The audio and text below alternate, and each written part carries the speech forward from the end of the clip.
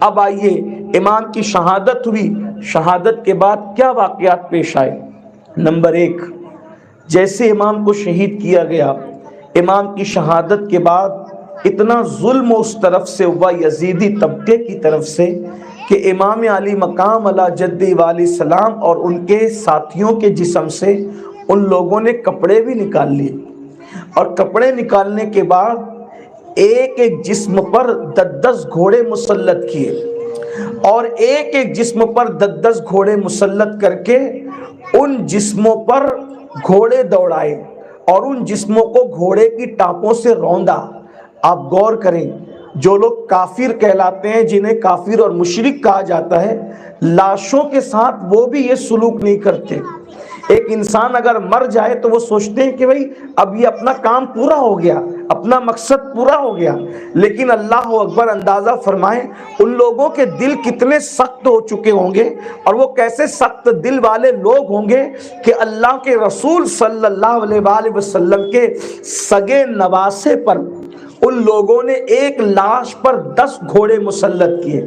سوچئے تو صحیح کہ جب 10 گھوڑوں نے مل کر کے ایک ایک لاش کو روندا ہوگا تو اس وقت ان لاشوں کی کیفیت کیا ہوئی ہوگی، ان لاشوں کا حال کیا ہوا ہوگا۔ اسی پر بس نہیں، ادھر لاشوں کو کچل رہے تھے اور ادھر جو ساتھ میں آپ کے بیویاں اور بچے تھے ان کے خیموں کو آگ لگا دیا، ان کے خیموں کو جلا دیا، ان کے خیمے لوٹ لیے، حتیٰ کہ بیویوں کی چادریں تک چھین لی، حتیٰ کہ بچوں کا جھولا تک چھین لیا، حتیٰ کہ بیمار جس بستر پر لیٹے ہوئے تھے وہ بستر تک چھین کر کے لے کر چلے گئے۔ یہ حال ہوا، اور اس کے بعد اللہ اکبر، جن کے گھر میں اجازت کے بغیر جبریل امین تشریف نہیں لاتے تھے، ان لوگوں کا حال یہ کیا کہ ان کو کھلے آسمان کے نیچے بٹھایا۔ لیکن یہاں ہمارے لیے کتنی عبرت کی بات ہے۔ آپ کو اندازہ ہونا چاہیے کہ امام علی مقام کی جب شہادت ہوئی تو وہ ظہر کا وقت تھا، جمعہ کا دن تھا اور ظہر کا وقت تھا، لیکن آپ کو یہ احساس ہو اور آپ توجہ کے ساتھ اس بات کو سنیے اور اپنے دلوں کو پر اس کو نقش کیجئے۔ اگر مائیں اور بہنیں موجود ہیں تو میں ان کی بھی توجہ چاہتا ہوں۔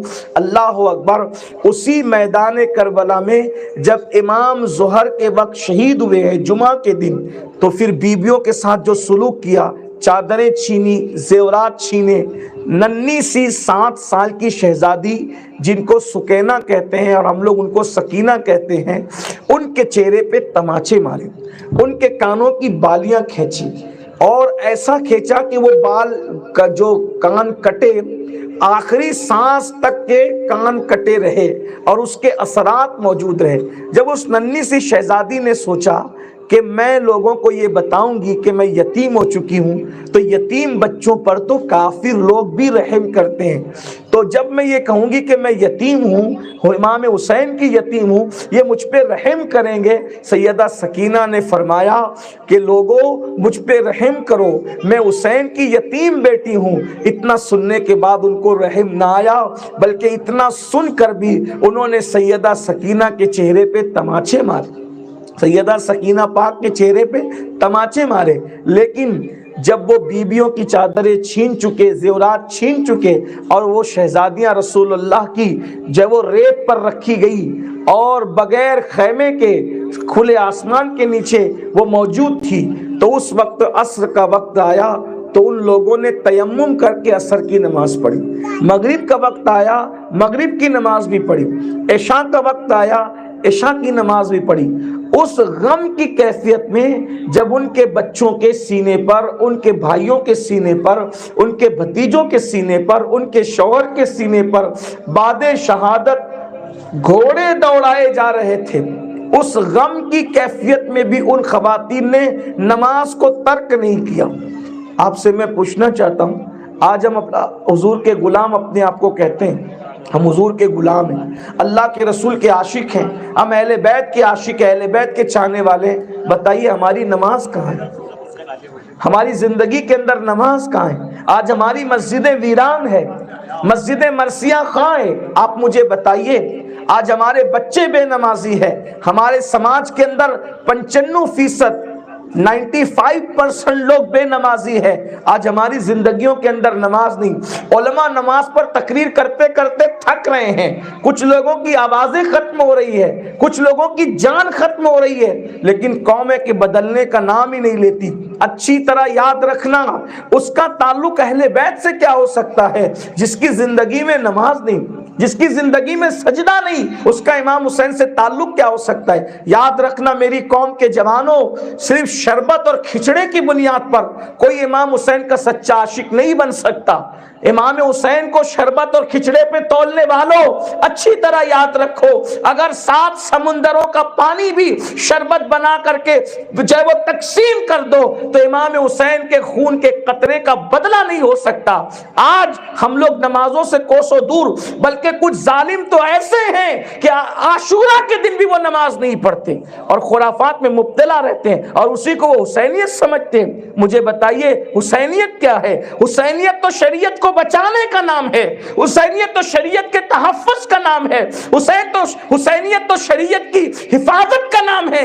آپ شریعت کو پیروں تلے روندے, آپ حسینی نہیں بلکہ آپ تو یزید کے ساتھ کھڑے ہیں. یزید تو یہی کر رہا تھا جو آپ کر رہے ہیں.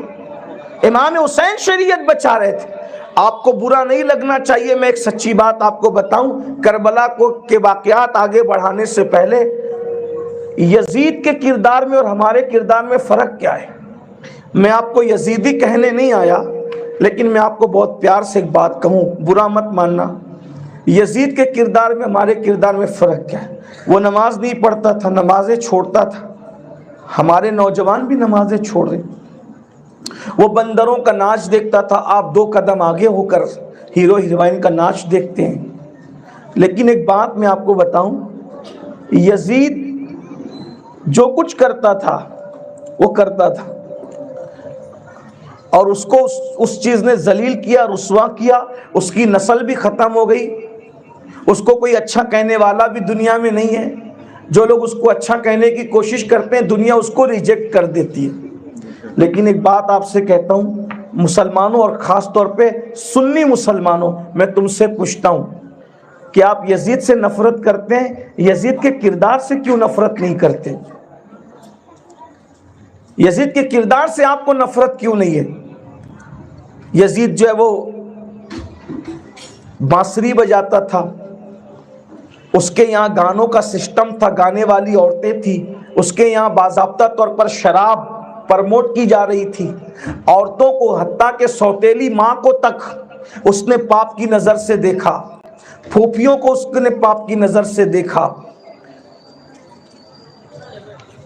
ایک بار سب درود شریف پڑھیں. جو آ کے بیٹھنا چاہتے ہیں بیٹھ جائیں, ادھر کچھ کرسیاں پہ جگہ ہے تو بیٹھ جائیں.